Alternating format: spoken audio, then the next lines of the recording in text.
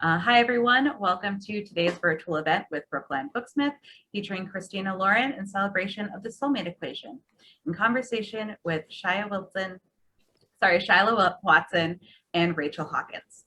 My name is Bree. I am the Assistant Events Director at Brookline Booksmith in Brookline, Mass. If you're familiar with our store, welcome back. And if this is your first time hearing about us, welcome. We're very happy to have you join our community this afternoon, and we appreciate your support of the authors and an independent bookstore through your purchase and attendance. Like I said, the chat and question box are open right down here, so feel free to make use of those. Remember to set your chat to all panelists and attendees so that you can talk to other people in the audience, and please do drop your questions in the Q&A box at the bottom of your Zoom window so they're not lost in the chat. Please also note that Brookline Booksmith has a strict policy against abusive behavior and language, and at our discretion, any attendee can be removed from an event for partaking in such behavior. Shyla Watson is a celebrity strategy manager and books editor at BuzzFeed. A native of LA, she's a pop culture expert who loves all things books, TV, and movies, but especially those with happy endings. When she's not soaking up the sun or reading romance novels, you can hear her co-hosting the podcast BuzzFeed Daily. Rachel Hawkins is the New York Times bestselling author of multiple books for young readers, and her work has been translated in over a dozen countries. She studied gender and sexuality in Victorian literature at Auburn University and currently lives in Alabama. The Wife Upstairs, released in January, is her first adult novel. Christina Lauren is the combined pen name of longtime writing partners and best friends, Christina Hobbs and Lauren Billings. The New York Times, USA, and #1 internationally bestselling authors of the Beautiful and Wild series, The Unhoneymooners, Twice in a Blue Moon, The Honey Don't List, and In a Holidays, as well as many more, of course. It's a pleasure to have you all with us here tonight, and please join me in welcoming Shyla Watson, Rachel Hawkins, Christina Hobbs, and Lauren Billings. Take it away. Hey, thank you for having us. Yes, thank you so much. Well, I just want to start by saying that I am such a huge fan of all three of you. And these books were so good, and I cannot wait to chat about them. Yay! I'm so glad you're here, Shyla. We love you so much. You are so amazing. You are such a huge champion of the romance community, and we are so thankful for every single thing you do. Absolutely. Yes. So I want to start by just doing a quick synopsis of both of your books. So Christina and Lauren, why don't we start with you? Okay. I am Lauren. This is Christina, for anyone who is not familiar with us. So the Soulmate Equation came out last Tuesday. This is a story of our first single mom we've written. Her name is Jess Davis. And she has a 7-year-old daughter. She does not want to get married. She does not want to get into the dating pool. She's very content to raise her child. Once Juno, her daughter, is in college, she'll start again. And her best friend is a romance novelist. Her name is Fizzy. And she is not having this attitude. She is like, you are not going to live this way. They hear that there's this new biotech dating company that's being started by this really grumpy customer that comes into the same coffee shop that they go to every morning. They call him Americano. He doesn't really talk to anyone. He orders the same drink every day. He seems kind of gruff. But Fizzy they find out that he's starting this genetic matchmaking company. And Fizzy, a romance novelist, as I said, is all about this. She really wants to find out what it's all about. So she drags Jess there. They learn about it. Jess is like, not for me, thanks. But then she has a really bad day and she takes the test, and surprise, she matches at this unprecedented level with River, the founder of the company. As you do. As you do. So yeah, that's sort of where it starts and jumps off. And it was super, super fun to write. We wrote this in March and April of last year, and it was like the brightest spot. Yeah, that's like the height of the pandemic. I'm sure that was challenging. Yeah. So Rachel, can you tell us a little bit about The Wife Upstairs? Yeah, so The Wife Upstairs is a modern retelling of Jane Eyre. So it kind of gives it away a little bit in the title that, like, what happens when you're sort of young and broke and you meet a very handsome rich man whose wife has allegedly died. And yet the title might give a little something away there. So it's very much like a thriller, and and sort of deals with Jane uncovering what happened to Eddie's wife, B. And it also deals with B and her kind of take on exactly what's going down. And I think there's a lot of sort of surprises involved. There were. I can attest. As there should be. Yes. In sort of both their POVs, as it were. Yeah. Okay, so for the Soulmate Equation, like you mentioned, River, the main character, he, or one of the main characters, is the founder of Genetically. And I'm not even going to pretend that I understood any of the science that was mentioned. There was so much math, you guys. I didn't know any of This it. is all low, isn't it? All this math is low. Yes. Because not only is he a geneticist, but then you have Jessica, who's a statistician. So there was, you know, I'm a reader, I'm a word person. So when we incorporated these numbers and the science, I was like, I don't know what's going on. But that being said, it still seemed very like probable and likely. So can you talk a little bit about the research that went into this and how you incorporated it into the Soulmate Equation? Yeah. So my husband is a biochemist. So he was our Smart people, man. That's so helpful. reference for the genetics piece, because he does have some background in, you know, genetics and whatnot. And I don't know as much about that, but my background is in neuroscience. And so I came to neuroscience for graduate school, but I came from a psychology world. So for me, I really needed to be convinced, like, if this was real, what would I, as a potential investor, need to see in order to believe that this data they're showing me means something? And there have been companies in the past that have tried to match people based on DNA. They do it kind of like the way the show The One does on Netflix, which is there's a gene that they look at. The problem with that is we have a genome of 20 to 25,000 different genes. So if you're just looking at one thing, it's almost like, would you date somebody that you answer the same one question on a 20,000 question questionnaire? Like, you need to have more overlap than that. So that was one thing for me, is I thought it would need to be more than just a handful of genes. And then also, it wouldn't just be about like expressing the same gene. I don't want to date somebody who's exactly like me. I want to be able to meet the person maybe who's in Singapore, that's my soulmate, or, you know, in Greece. I mean, it shouldn't be about similarities. It's about compatibility. And so a lot of the way that you find out long-term happiness is by doing longitudinal studies of people who have been married for a long time and have successfully found happiness together. And you also can look at people who are like just hot attracted to each other, because that's going to be important too, right? So building this sort of database of like an array of genes, long-term happiness, hot sexual attraction, where do we find overlap in those areas? And that was just really fun. I mean, I think we definitely overwrote the science at first, just so we kind of had it really clear in our heads. And we edited it down. I know it's still a lot, but I think it works. Like, It's perfect. It's the perfect It amount. was just enough. Yeah. Okay, good. Well, Good. so I am not sciencey in any way, but I do know competence, and like I have a smart person kink. And so as a reader, I would not believe if it just said they do some smart stuff. They do some science. You know, you have to believe, we have to give enough information that even if the reader doesn't understand it, we know that River understands it. We know that Jess understands it, and that we believe it enough. We believe River is so smart that we believe what he has discovered and come up with and stuff. So I was sort of the like dummy meter for like the lay person that doesn't know anything, you know, about science. But I did know that they knew their shit. And as like a person married to a scientist, you know, Yes. I was the same way. I'm like, I'm a dummy at science, but I was like, nope, I am into this. Like, I totally believe these people know what they're talking about. So even if it doesn't if I'm like, okay, I don't really, you know, I did get it, but at the same time, you know what I mean? Like, I was like, Yeah, no, you don't have really. to get it to trust that they Right, get exactly. it. Right. It's not like a fire hose on, you know, Yeah. numbers and science.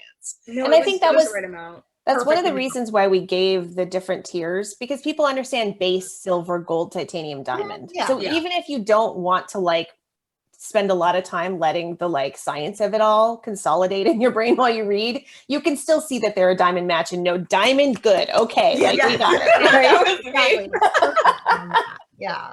No, and I think that that's really true because like I'll watch, you know, crime procedurals or something and I'm like, I don't know Right. how like this works, but like I believe it and it makes sense. And like, you know, I feel like the worst thing is when you're reading a book that is supposed to have some kind of like, you know, background information and it comes off as false, or when you're reading something historical and you're like, this is wrong, I know this is wrong, and you can't really invest in it, you know?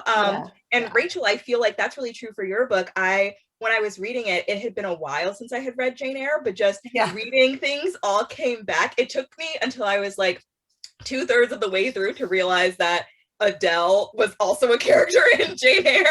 But then I was like, oh. So I guess I'm just curious, like, maybe not as much, you know, scientific research, of course, but like, what, I guess, parts did you take from the original? Which parts did you change? How did you go about adapting it? Yeah, I was very conscious while I was writing it about like, I didn't want anyone to come to it and feel they couldn't get into it if they hadn't read Jane Eyre.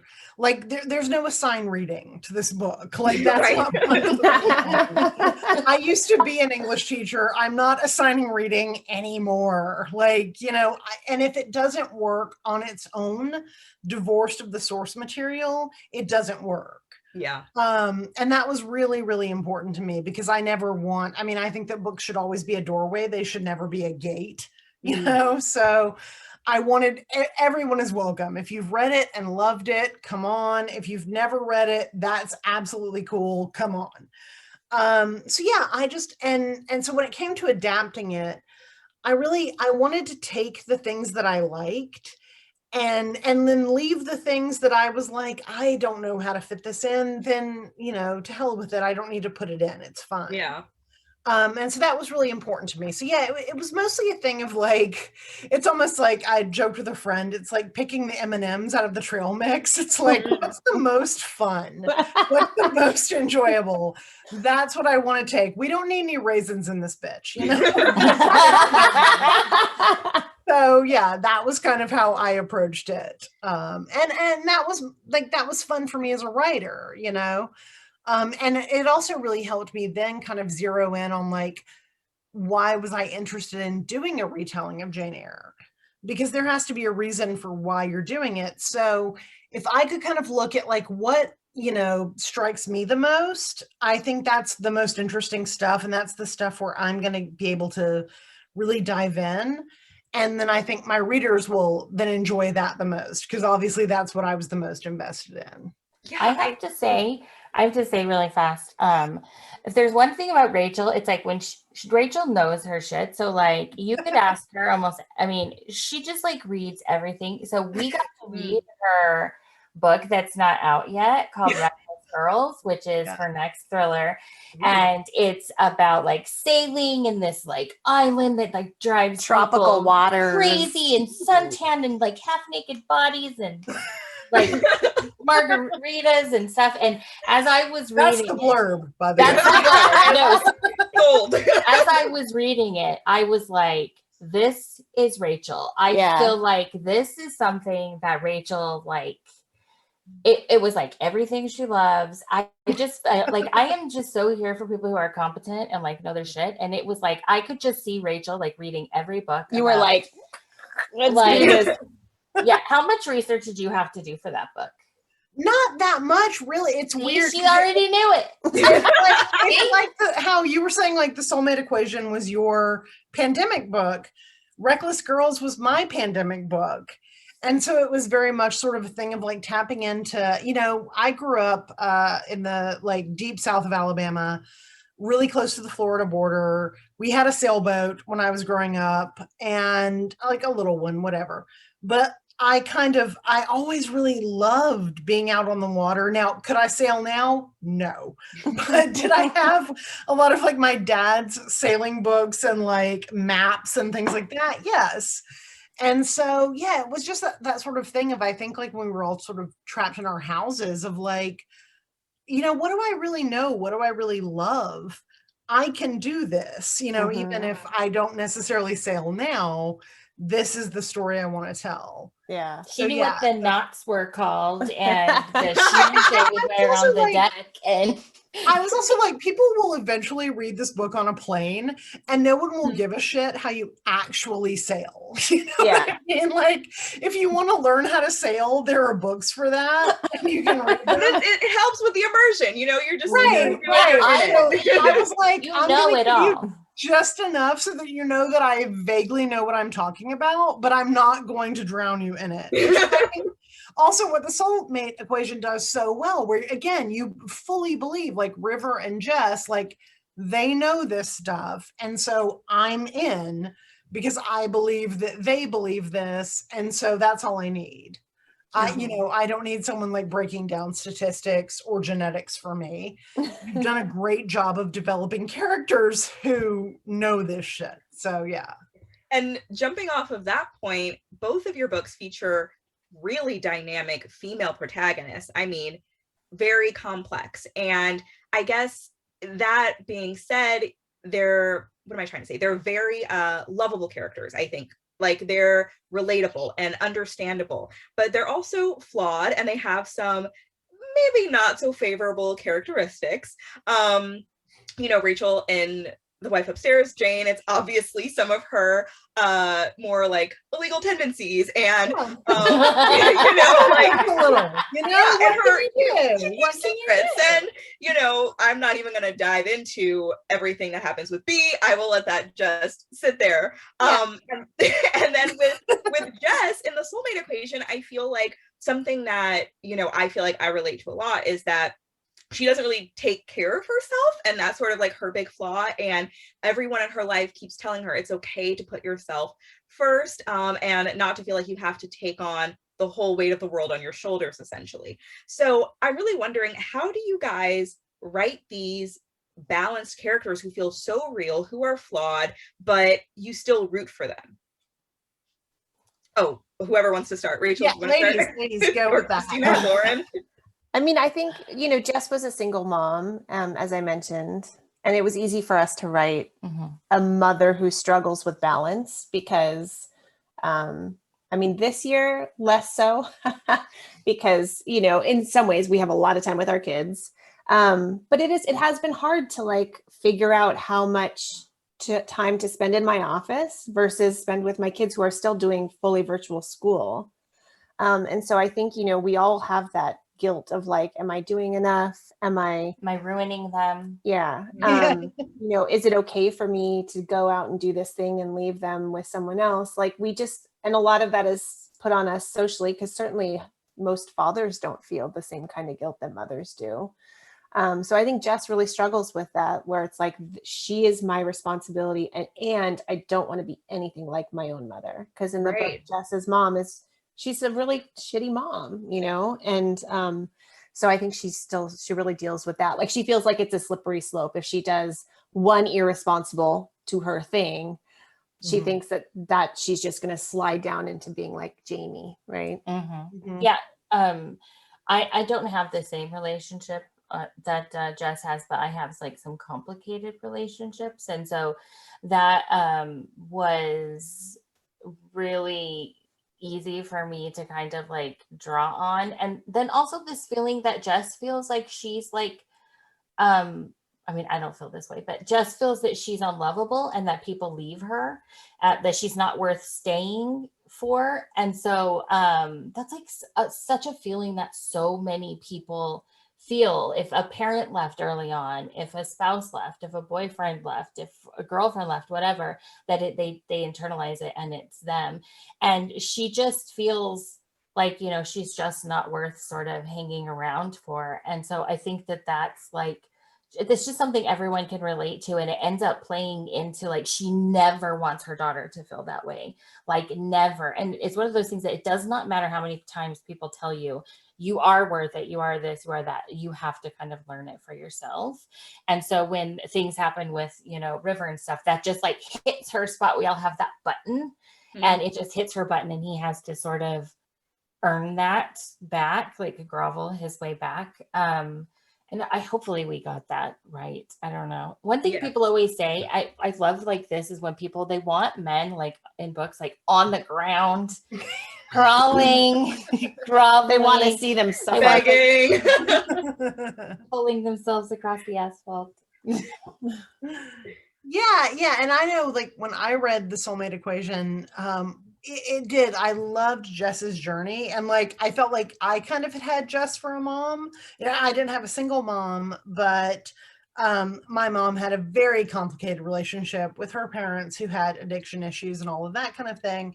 And I'm like, oh no, I get that, because like everything that my mom did for me was like, this doesn't happen to you, like you're fine, like we're going to the best school and the best church and all of those sorts of things, so that when anyone asks you like, where do you go to church, you have an immediate answer, and it's not, which was funny to me, because I was kind of like, it was really only later on that I'm like, Mom, why did we go to like First Baptist? Because we're not super religious, and my dad was Jewish, and I'm like, why are we doing this? And she was like, so you had the best, and I'm like, oh, okay, like I get it now. Like that came from having like a slightly unstable childhood. You were like, my kid gets like the most like stable, the most kind of like rubber stamped, this is good. So I thought that was such a like effective thing and in the Soulmate Equation. And I totally got, even though I had not been in Jess's shoes, like I completely got like that is extremely valid, like how she feels and why she feels that way. Because I was Juno, basically. Yeah. My dad was in the picture. You know what? Actually, I think you were Juno. I can literally see you I as was. Juno. I would have done a really elaborate roller coaster project. That's true. So Yes. like that tracks. So yeah, and then for me with The Wife Upstairs, like I'm always interested in complicated women, just because I think that women are complicated. Like, I mean, they're people, like anybody else. And that was a big thing in The Wife Upstairs, especially with Jane, where, that's why she does the kind of like stealing and all that sort of stuff of the fancy house, because I really wanted her to believe, like, because of her background and what she does, that she is the criminal element of the whole thing. She's like, because I came from this, I am the bad part of everything. Everyone else here in this neighborhood, in this world, they're good, but I'm bad. And then we see that, like, oh my God, like, no, like, no, you're not. You're fine. It really is bad. Everyone else is doing murder and stuff. Like, it's cool that you stole a bracelet that one time. No one cares. Right. And so I thought that was kind of a fun thing to play with, like the idea of like when you really internalize, like, because of X, Y, and Z, I am the bad element in this. I'm the bad seed in this beautiful apple. And no, like the apple was rotten, girl. Like you just got there. It was just. And so yeah, so I thought that was kind of fun to deal with. And I'm always just interested in that, like, especially with like telling stories about women of like, and it really comes to the forefront in Reckless Girls, which, Christina and Lo have both read, where it is just like, what does that mean to like be a bad person? And like, aren't we all a little bad? It's a bad decision. And like, yeah, exactly. What do some people get away with that others can't get away with? And why is that? And so, but I also love in that one too, not to interrupt you, but this is like, they are all in such a weird situation that to some extent, they kind of excuse behavior that they probably wouldn't do at home, because they're like, almost in the way that we excuse, like I excuse like eating like a monster during the pandemic or whatever, like, or this is temporary. This is like, this is like, we're in a weird situation, so we're going to do these things that we wouldn't normally do. And I thought you played with that so brilliantly in Right. It's like, it's like the vacation thing where you're like, it's fine that I had 2 bottles of wine today. I'm on vacation. Yes. This book is that this girl is with this hot guy, and they're sort of just like, he has a boat and she's just like, they're going to sail around and stuff. But until that happens, he has arranged to take these 2 women to this island that has this like really terrible kind of creepy reputation. And when they get there, it's like things happen. Totally worthy of it. Rachel, I feel like there's a theme with your books having problematic boat situations. like boats are bad, I think. You guys Boats like, are bad. they're That's the really good takeaway. for murder things. So something else that I noticed that actually both of your books had is that the main couple's relationship is really under a magnifying glass for the public. You know, for Jessica and River, though they actually do really get to know each other, the relationship starts out, I guess, as a publicity stunt of sorts. You know, they're interviewed by the press and featured on TV and in magazines. And then even for Eddie and Jane in The Wife Upstairs, it's the neighborhood of Thornfield Estates who are, they're constantly gossiping about them and keeping an eye on every little thing that they do. So how does this, like, you know, having these outside forces ultimately impact these respective relationships? I think in the case of Jess and River, it almost pushes them to get past whatever like fears and stuff they have initially, because there's like they end up kind of having to look like they're canoodling for this first interview, right? And then once, because there's a scene, and actually if you order from Brookline Booksmith, they have these exclusive illustrations done by Liz Parks, who's one of our favorite illustrators. I have it somewhere. Where he's wrapping her up in his coat because she gets chilly. Yes, and it's such sort a of, good scene. It's this first, I mean, they have physical contact when he draws her blood a couple chapters earlier, and that scene is A sexy blood draw. it's a sexy Sexy phlebotomy, y'all. yeah, who knew? But this one is their first kind of like full body contact. And so I think, you know, both of them are so cautious and skeptical that scrutiny actually probably pushed them together to like acknowledge the physical side of things at least. And River's very shy, she comes to find out. So I think, you know, in some ways it helps, but it's always really fun to write that kind of stuff. Oh yeah, fake dating is like, I'm terrified to touch you, but oh well. I guess I have to because we're pretending to be together. Yeah. That was one of my favorite scenes for sure. Just like, it was something that they went into doing and they like, but the coat was unexpected, and then just like their bodies physically reacting before their brains had a chance to catch up, and they didn't know what was going on. And Yes. right. Yeah. That like really shifted things. Yeah. It's so good. Yeah. And then I think in The Wife Upstairs, it's a little different just because, again, it's a thriller. And so, like in Jane's case, like she's very aware of people watching them, but for her, it's like a status thing.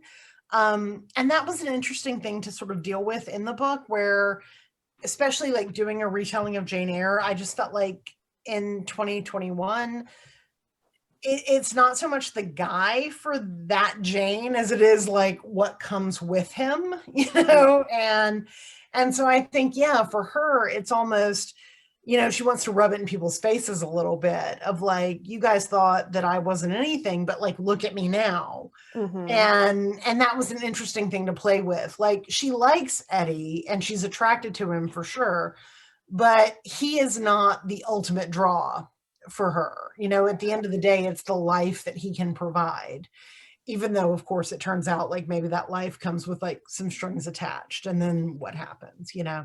So yeah, but that was very fun to play with. Like, how do you feel when like you've sort of been the underdog in a lot of ways, and now people are really looking at you like, well, how did you do that, you know? But you know, that was one of my favorite things about Jane. I loved when every time she had a conversation with one of the residents of Thornfield, it was so calculated. And it was like, okay, I have to play this right. How am I going to approach this? Like, what am I going to wear? What am I going to say? How do I get this conversation to go back to, like, make sure it's back on track so I get what I want out of this? And I was just like, that's so smart, like a little manipulative, but I was like, I was like, I should take more care of my conversations and like plan things out so I'm not just bumbling all the time. Yeah, because Jane is very much like, what do these people expect of me? And what does that mean? So like, there's a lot of times where she sort of underplays her hand because she knows that that's what these people want from her, is for her to be the sort of like, oh, I don't know, you guys, they just picked me, and isn't it great? And then she delivers on that, even though that's not who she is. And so that was really fun to play with, because also, to be honest, like I can't do that for anything. I have the opposite of a poker face. Like, whatever I'm thinking, it's on the face. Like, Same. and my mom is the same way. Like all of it. I remember one time I was telling my mom a story and about something, and I looked up and she was going, okay, that's where I get it from. I get it now. Yeah. So I think that's part of it, that I'm just like, I like playing someone who can play things close to the chest, because God knows I can't. I love that you did a Jane Eyre retelling, because I don't know if I ever told you this, but the reason that I read Twilight in the first place Yeah. was because I had read and reread Jane Eyre so many times, and I was like, I could not move on from it. And I was like, well, I guess I'll just pick up this fluffy book. And then here we are. I'm like writing with my Twilight fan fiction pal from 12 years ago now. And it's like, it's all because Jane Eyre, I couldn't let go. I love it. I love it. It all, like, I mean, Jane Eyre is such like an text in so many ways, you know? And it was really interesting, like sort of rebooting it for the 21st century and getting people being like, well, he's not swoony enough. And I'm like, can he be swoony in 20? Yeah. Right. He locks his wife in an, I don't know. Yeah. And I think some people can make it that, you know, Yeah. like that's the thing. Like it just, it's such a great prism of stories to tell about women and men and sex and power and class and all that kind of thing. Yeah, absolutely. For sure. So there is a quote towards the end of the Soulmate Equation that I probably read and reread a few times. It just really stuck out to me. And it was, destiny could also be a choice, to believe or not, to be vulnerable or not, to go all in or not. And I just love this so much. And I think it fits both of your books, which is crazy to me because they're two completely different genres, but I feel like that really resonates. So I guess I'm wondering, can you go into a little bit of the specifics of when your characters, what is the decisive moment for their characters when they do decide to make this choice for themselves to believe and to be vulnerable? Christina, Lauren? Yeah, go for it. When does it? Well, I mean, Jess takes the test before she's all in, right? Because she has like a really crappy day and she feels lonely. She doesn't have somebody to come home to and kind of complain about it. She's just been at this like parent, information art night thing. And she's just like all these couples around her. She's hit her bottom. She's hit her bottom in that way. And so she spits into the vial, mails it off, and then she forgets about it. So it is a while before she really decides that she's all in with him. And I think for Jess, it's probably in his office. No, I think it's earlier. I think it's when she comes home from the hospital, because they have a couple of they have a couple of kissy moments. And then there's this moment where she keeps pulling away and he's like, I want you to call me and not have to have an apology on your tongue. Like, I want to go to parties. I want to attend social events with you. I want, to like hear you talk about numbers over the dinner table. I want you in my bed. And she sort of sits with that for a little bit and then decides like she's going to go for it. So I think it's once he kind of lays his cards on the table. I like that. I think that that's true. Now that you're saying it, the elevator, like when they're standing in front and he's about to walk away because she sort of said something that irked him. And then when she says, wait, no, like, and she realizes that she made a mistake and she actually apologized and she's like, I'm sorry, that didn't come out right. And that moment of like fear of almost losing him, of him literally walking away, I think was definitely the wake up call for her. Yeah. And having to admit to him in that moment, like, I don't know how to do this. Like, I don't know how to let go and like feel things that feels like a free fall, and he's like, I don't either. But I think the complexity here is that she is being paid to see how things go with them, because it like helps the company if they have a connection, right? It makes the numbers look good publicly. But the problem is he stands to make a lot of money when the company goes public if it does well. So it's hard for her to trust that he's sincere. And I think when she sort of says, like, I don't know how to do this, and he says, I don't either, I think that's like a big moment for her. Yeah, it's all about vulnerability. And I feel like with Rachel, it's almost the opposite. And I feel like Jane or Eddie, like neither of them wants to be vulnerable. And I do feel like in terms of like believing and trusting, there's a moment when everything that she's like quote unquote worked for is falling out of her grasp, and then she's like, I can either go all in with this and sort of just turn a blind eye to whatever I'm feeling, or I can really start to question things and possibly lose things. So was there like a specific moment that you think she sort of went all in, or do you think she ever even did? Yeah, I don't think that Jane ever goes all in for Eddie, because I think she always knows there's something not quite right there. I think she eventually goes all in for herself, and is like, at the end of the day, it's just me. Because again, that's a thriller versus a romance. Right. And I write romance too, so I obviously have those moments of like, but in thrillers, I'm like, it's always like the girl being like, it's just me. Which is very fun to write both, like, because I always have like the moment of like, you and me, we're in this thing together, and then the next book is like, fuck that guy. But that's kind of it for, and I think with Jane, it's, you know, not to give too much away, but she has a confrontation with another character towards the end of the book where they're sort of drinking wine across the table, and I think she sort of realizes, for this person, Eddie is it. Like, they have forged themselves together in a particular way. And for me, I'm it. And how do I get out of this? And still keep going on, still being as true to myself as I possibly can be. Because I think that, you know, even though Jane lies about a lot of things, I think that she feels very committed to like the core of her, as it were. And I definitely think by the end of the book that she's sort of sunk into that. Like, this is who I can depend on, and it's me. And if you strip everything else away, here's what it is, and I can get by.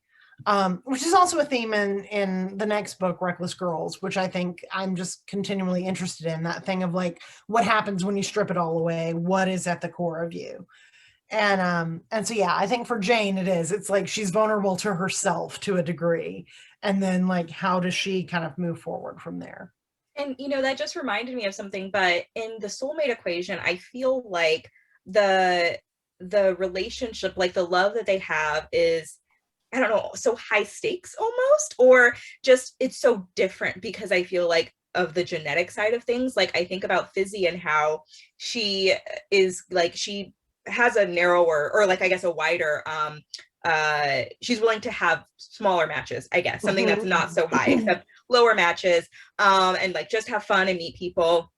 And then there was a point where she's like, you know, do I like him? Or like, she doesn't want to get her DNA tested with the guy that she's seeing, because she's like, I like him and I don't want to sort of be, I guess, talked out of it by to find out that we're not compatible. Right, exactly. And I feel like that just, it changes the stakes so much, because, and I think that River and Jess feel this with like the pressure, almost the opposite side of like, we're almost like destined to be, and then it's sort of like, is this really how I feel, or is it my genes forcing me to feel this way almost? It's almost like an arranged marriage by science, right? Yes, because if you are told that if you're told that you have a titanium match or a diamond match, you're probably like, just the same as if your family has like done research and interviewed people and found somebody they think is perfect for you.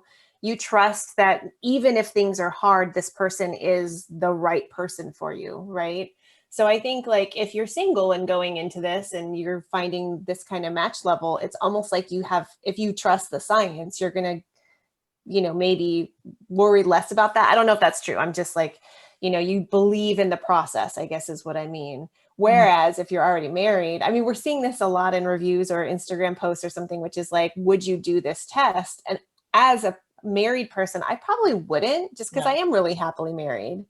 And I don't want to like get a score of 13 with my husband. That would be very like, like, what is real, right? Right, that's the thing. So I think if you're single, it might be a really fun thing to do, and it was good for the premise. But when you think about it in terms of like existing relationships and whatnot, you know, it's tricky. Because there is a moment when it is sort of called into question, and it does bring up like, do I feel this way because I'm told to? Does he believe it so much that will he still believe it if the numbers end up not being true, and the sort of the mess that, you know, that makes? Like, if I was Fizzy, I would be like, I don't know if I want to if I want to take this test. I don't know if I want to. I like this guy so much, and then yeah, I would totally be swayed by it because I'm easy to manipulate.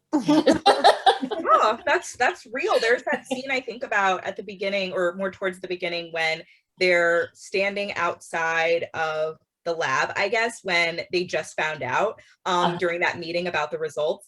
And we don't know it at the time, but River's thinking about Jess and sort of like in his mind doing like a double take and thinking, could this work? Like, I don't like you. She doesn't like me. Like, but now all of a sudden, this thought is forced into your mind that was never there before because of this match, you know? Right. And I think, you know, when you asked earlier, when was Jess all in?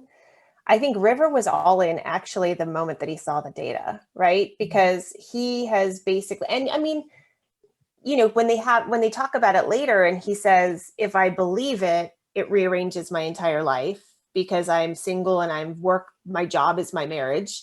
But if I don't believe it, that also rearranges my entire life because I've put my entire life into the science. So like he sort of has to be all in as soon as he sees the number, because that is what he is hoping the world does with his data, right? Yeah. And he believes in it so much that he's dedicated his whole life to it. So yeah, I think for River, like he just like trusted the numbers immediately, where Jess is like, whoa. Yeah. Like I believe in numbers. I don't know if I believe in your numbers though, sir.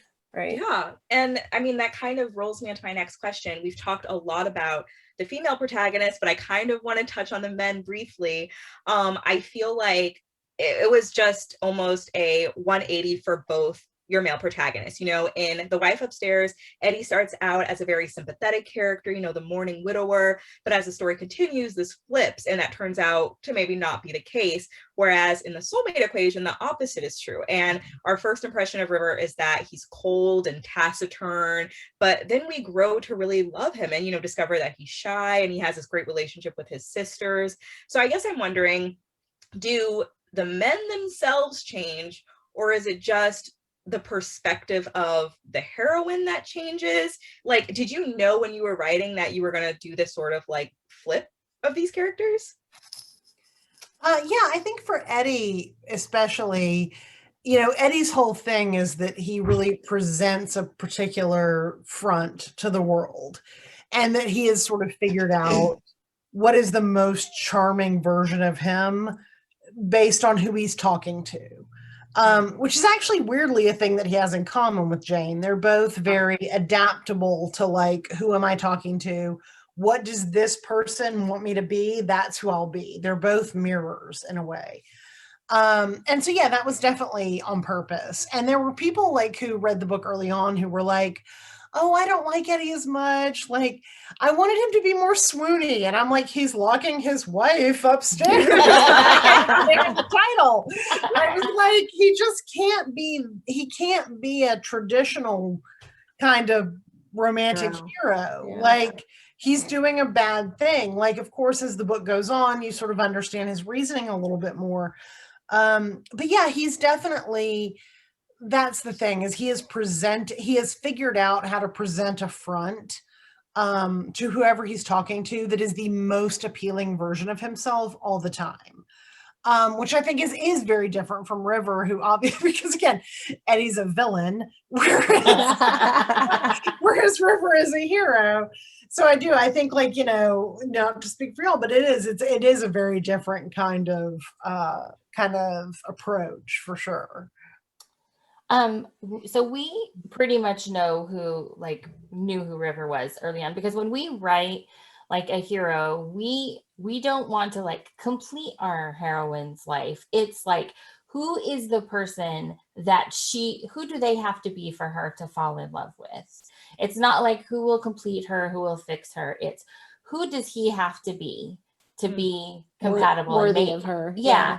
And so River, Lo, her husband's a scientist, and I'm sure she'll say this. One thing about River is that like Lo's husband is very like focused on like what he's doing, and he's very intense. And River, when he comes in, it's not necessarily that he's trying to be a dick to everybody, but he is just like, I have to do this. I'm here to get my coffee, and I'm this, and he's got He's in his 17 own little zone. He's got his own Mhm. things going on in his life, and and it's only when he's sort of forced to notice everything that's going on that That is very true to science boys, as another Yes. woman married to a scientist. yes. Mhm. It's real. But he does have his own arc. And one thing, like a simple thing that we tried to do is like in the beginning, he's constantly checking his watch.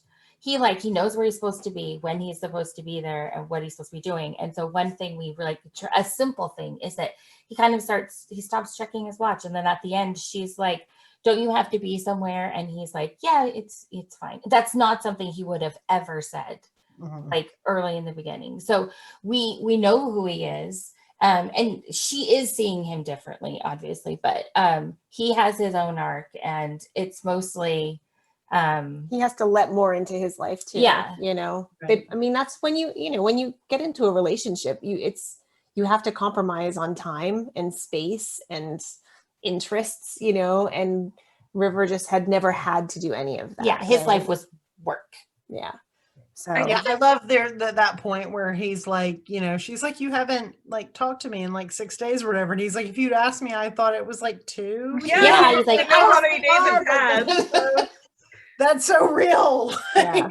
I Yeah. absolutely believe that. Did you guys consider like we don't get River's POV? So was that like a conscious choice, or was that something you guys toyed with at all in that decision?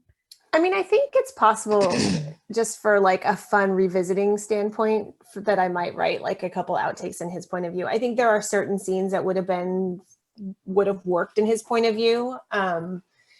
And I think a lot of it was just, this is Jess's story, and it's her struggle with finding balance and like letting herself have things, right? Whether that's love or, this cash. I mean, she has a very strange relationship with money. She's getting paid to date River, and basically is just like, doesn't really know how to navigate that negotiation. She comes to it alone. She doesn't have an attorney with her. She's sort of just like, doesn't negotiate it at all. But I think, there's the only part that I would have really wanted to see River's point of view is sort of like some of the swoony parts, like when he's first starting to fall in love, and then also when he's suffering. But to me, that isn't really enough to put him in the book. I agree. I like it from Jess's point of view. As a reader, I do like seeing the hero sometimes, but I don't know that we needed him here.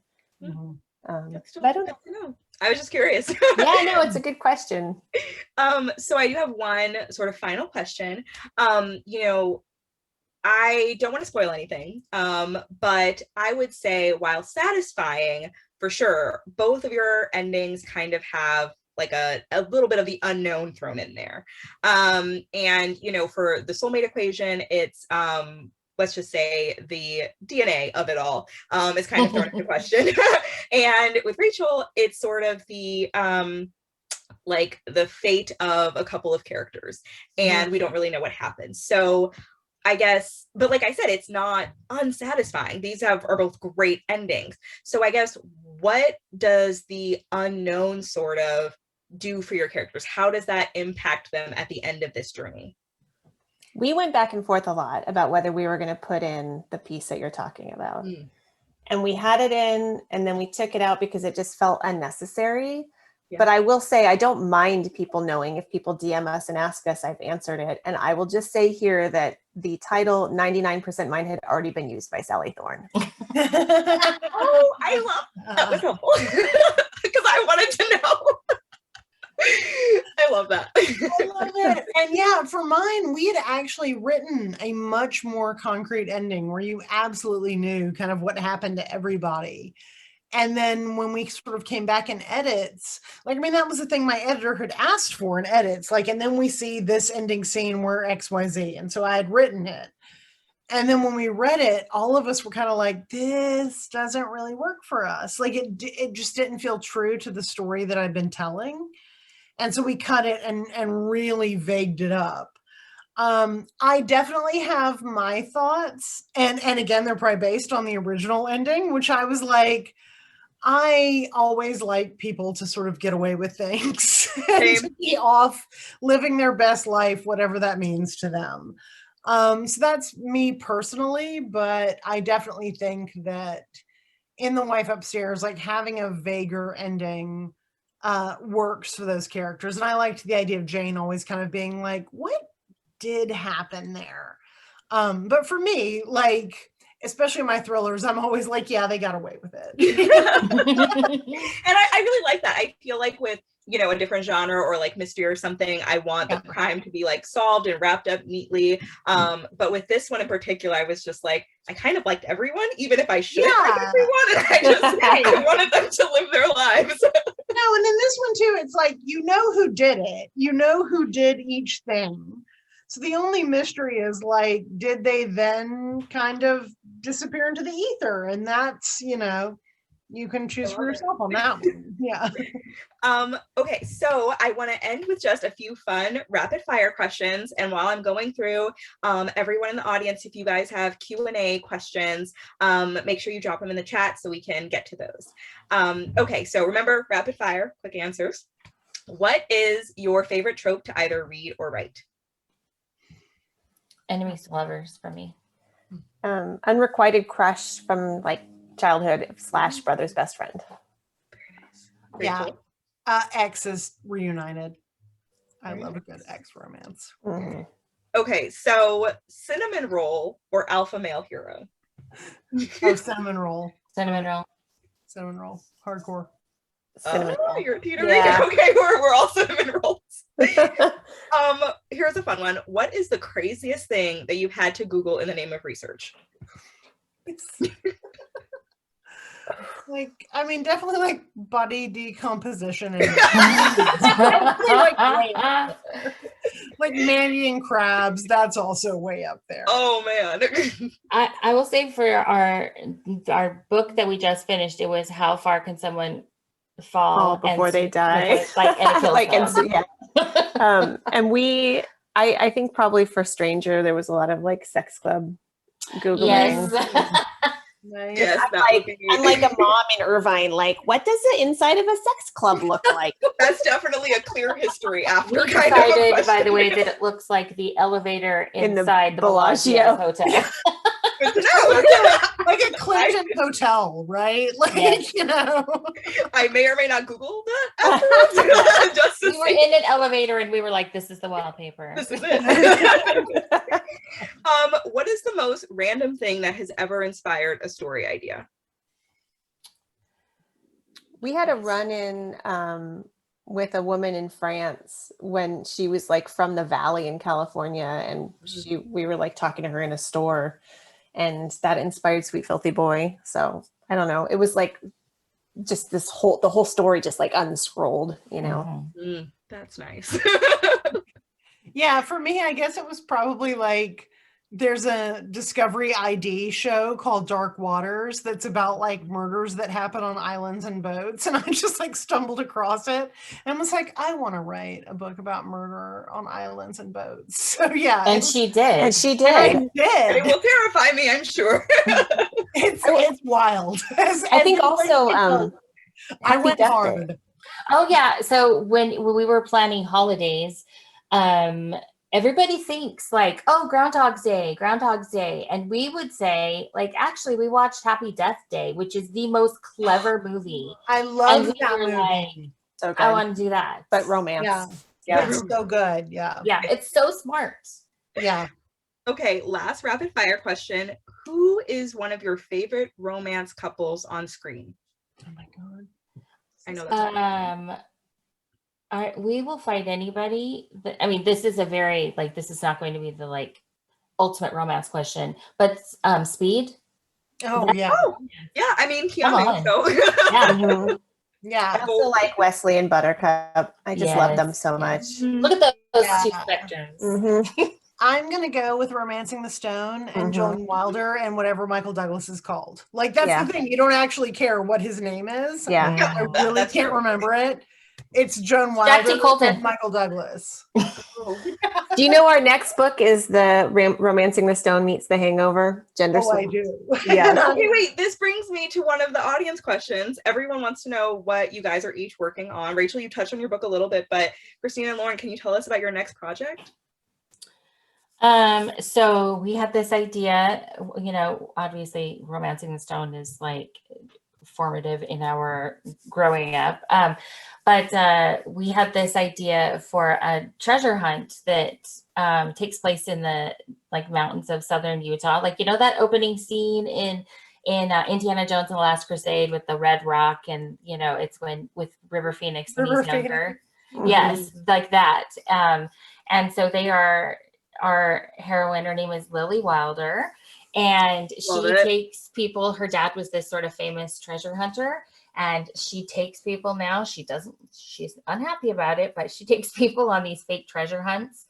And she just so happens that the trip that she's decided is her last is her ex-boyfriend. His name is Leo, and there's a bad person along, and there's possibly some real treasure. They're looking for Butch Cassidy's treasure. Nice. It's so That fun. sounds fun. Very Yeah. adventurous. I Fine. love Send that. it to me. Send it to me now. Okay. And Rachel, someone wants to know if you have any other modern retellings in the works. Not exactly. So Reckless Girls is my next thriller novel that comes out in January. The book that I'm writing right now, though, is my next thriller for 2023, which is crazy. And it does take like the sort of haunted summer of 1816 with Mary Shelley and Lord Byron and all that. Ooh, yes. But it takes them and it's like, what if they were 1970s rock stars and murder happened? So I've been like, it's like Daisy Jones and the Six meets like Mary Shelley plus murder. So Oh my God. That's awesome. Isn't I it fun love to just that. kill people? yeah, it's super fun. Like, especially like coming out of writing YA, where I always felt uneasy killing teenagers for obvious reasons.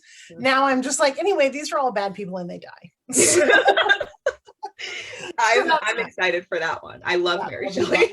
yeah, it's been really fun to write. Yeah. Christina and Lauren, people want to know A, how you decided to write as one person, and B, how that writing process looks different as a duo versus if you guys were writing individually.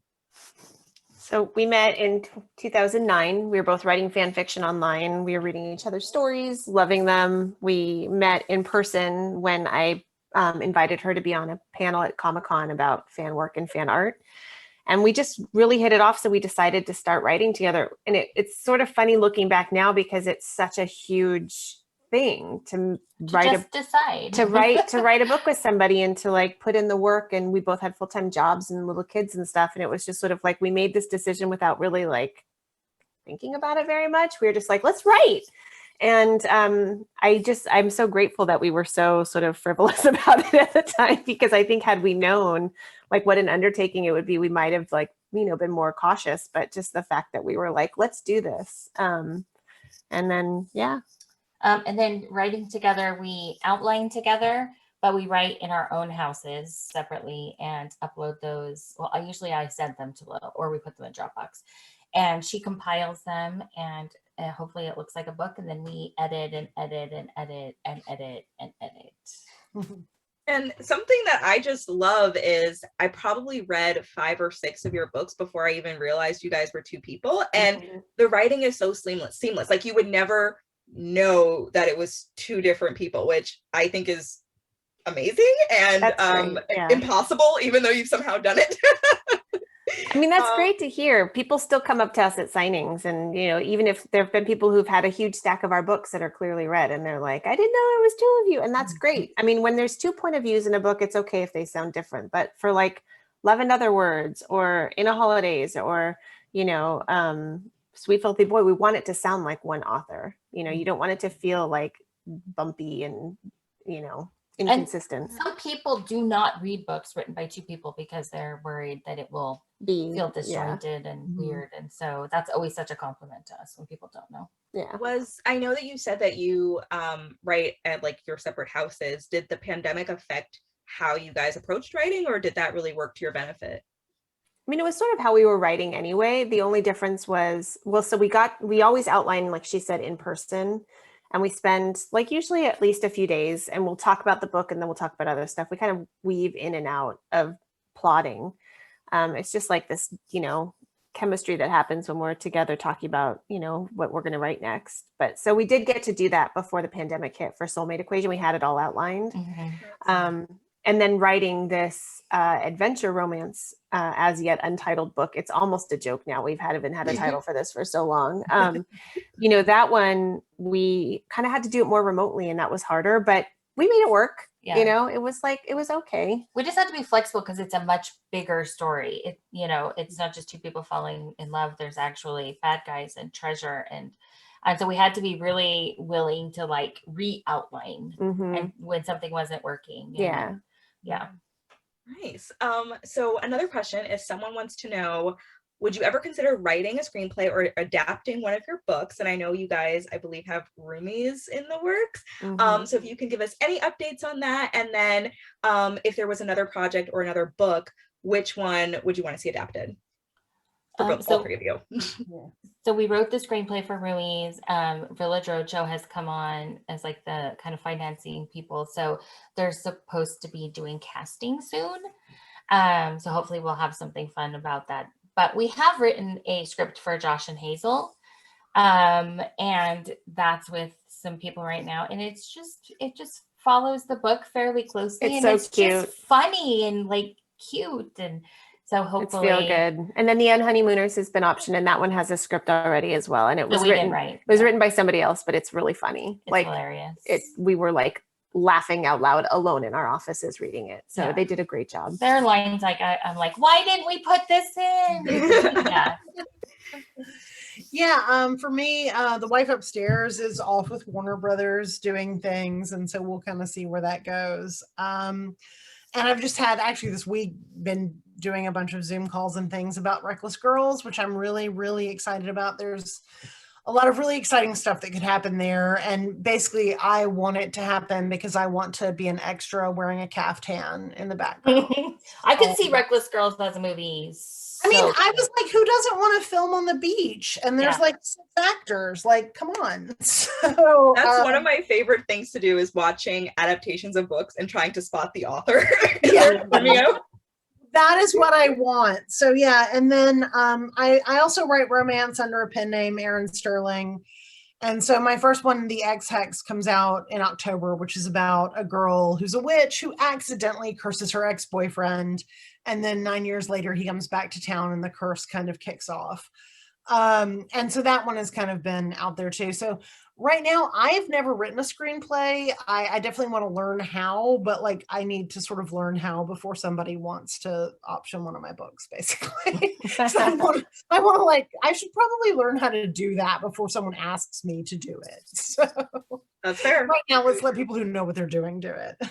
I guess we can end on one last kind of fun question, is for the Soulmate Equation and for The Wife Upstairs, which I know you've said is already sort of in the works at Warner Brothers. Who would you cast as your main character? We're so good at casting. I want to give you a fun answer, but I'm just like, I know we said that Aaron Diaz would be a good River. I mean, Keanu Reeves from like... Yeah, I like Fizzy's like response that speed era Keanu Reeves. Yeah, I don't... It's so hard.